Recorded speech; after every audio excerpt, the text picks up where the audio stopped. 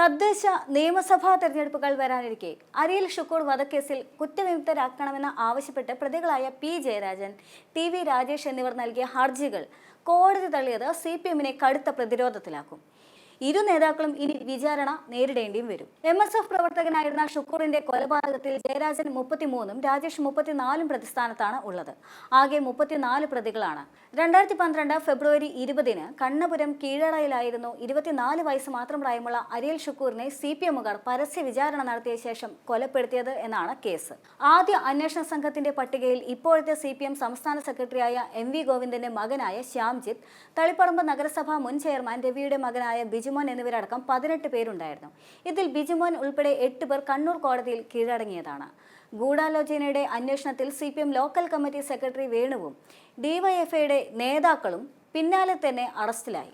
ഷുക്കൂറിനെ കൊല്ലാൻ ഉപയോഗിച്ച കത്തി കണ്ടെത്തിയത് CPM ബ്രാഞ്ച് സെക്രട്ടറിയായ സജിത്തിന്റെ ബൈക്കിന്റെ ടൂൾ ബോക്സിൽ നിന്നുമാണ്. ജയരാജനെയും രാജേഷിനെയും ചോദ്യം ചെയ്തതിന് പിന്നാലെ തളിപ്പറമ്പിലെ area secretary P Vasudevan, Taliparamba നഗരസഭ വൈസ് ചെയർമാനായിരുന്ന K മുരളീധരൻ എന്നിവരെയും അന്വേഷണ സംഘം ചോദ്യം ചെയ്തു. പിന്നാലെ CPM ജില്ലാ കമ്മിറ്റി അംഗമായ K ബാലകൃഷ്ണനിൽ നിന്നും മൊഴിയെടുക്കുകയും ചെയ്തു. പിന്നാലെ DYFI നേതാവായ AV ബാബു അറസ്റ്റിലായി. മൊഴികളും സാഹചര്യ തെളിവുകളും എതിരായതോടെ P ജയരാജനെ അറസ്റ്റ് ചെയ്യുകയും ചെയ്തു. വ്യാപക അക്രമങ്ങൾ ഇതേ തുടർന്ന് ഉണ്ടായി. പിന്നാലെ TV രാജേഷ് കണ്ണൂർ കോടതിയിൽ കീഴടങ്ങി. 2016 ഫെബ്രുവരിയിൽ ജസ്റ്റിസ് B കമാൽ പാഷെ അന്വേഷണം CBIക്ക് വിട്ടു.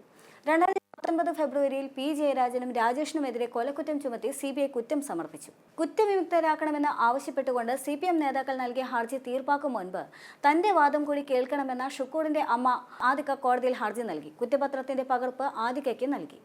കൊലപാതകത്തിൽ CPM നേതാക്കളായ P ജയരാജനും TV രാജേഷിനുമെതിരെ തെളിവുകൾ ഉണ്ട് എന്നും പ്രതികൾ ഗൂഢാലോചനയിൽ പങ്കാളിയായതിന് സാക്ഷികൾ ഉണ്ട് എന്നും അവർ കോടതിയെ ബോധിപ്പിക്കുകയും ചെയ്തു.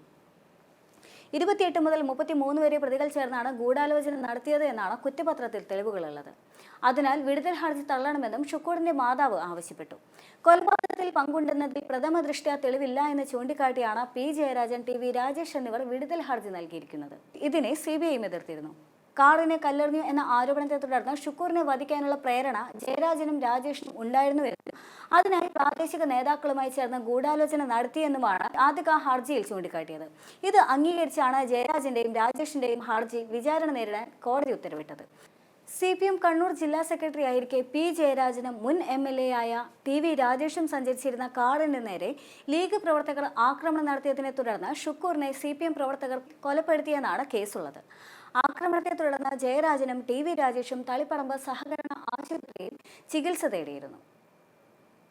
ഇതിനിടെ ഷുക്കൂറിനെ പിടികൂടിയ CPM പ്രവർത്തകർ ഇയാളുടെ ചിത്രമെടുക്കുകയും നേതാക്കൾക്കൊപ്പം ആശുപത്രിയിലുണ്ടായിരുന്ന പാർട്ടി പ്രവർത്തകർക്ക് മൊബൈലിൽ അയച്ചു കൊടുത്ത് ആളെ ഉറപ്പുവരുത്തിയെന്നും തുടർന്ന് കീഴാറിലെ പാടത്തിട്ട് കുത്തിക്കൊന്നുവെന്നുമാണ് കേസ്.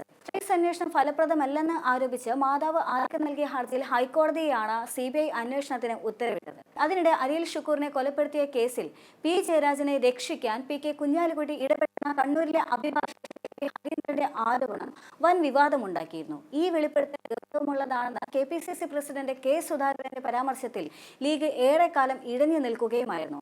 അഭിഭാഷകന്റെ ആരോപണം രാഷ്ട്രീയ ലക്ഷ്യത്തോടെയുള്ള കൃത്യമായ ഗൂഢാലോചനയാണ് എന്നായിരുന്നു ലീഗിന്റെ നിലപാട്.